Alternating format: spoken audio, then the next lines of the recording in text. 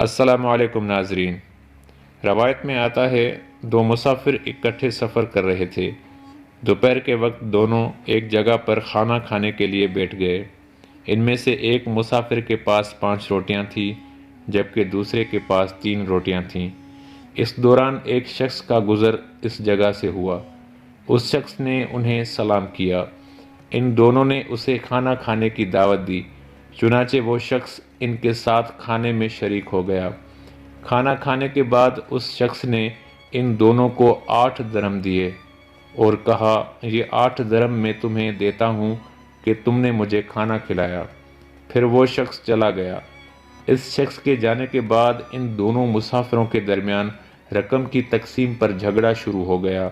جس شخص کی 5 روٹیاں تھیں وہ کہتا تھا کہ میرے پاس 5 روٹیاں تھیں اس لیے 5 درہم میرے ہیں، جبکہ دوسرا شخص کہتا تھا کہ نہیں، رقم دونوں میں برابر تقسیم ہونی چاہیے۔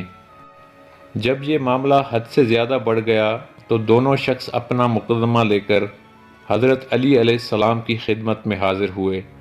آپ نے ان دونوں کی بات غور سے سنی اور فرمایا، جس شخص کے پاس 5 روٹیاں تھیں اسے 5 درہم ملنے چاہیے۔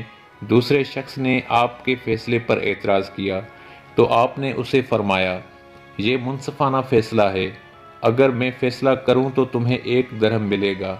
حضرت علی علیہ السلام کی بات کو سن کر حاضرین محفل بھی حیران ہو گئے۔ آپ نے اس شخص کو مخاطب کرتے ہوئے فرمایا، تم دونوں کی روٹیوں کے کل 24 ٹکڑے ہوئے اور ہر شخص کے حصے میں 8 ٹکڑے آئے۔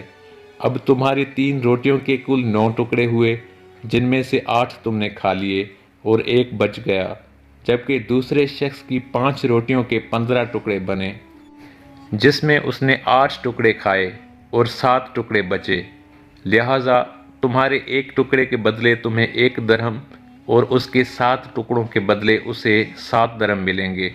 حضرت علی علیہ السلام کی بات سن کر 3 روٹیوں والے شخص نے آپ کا فیصلہ قبول کر لیا۔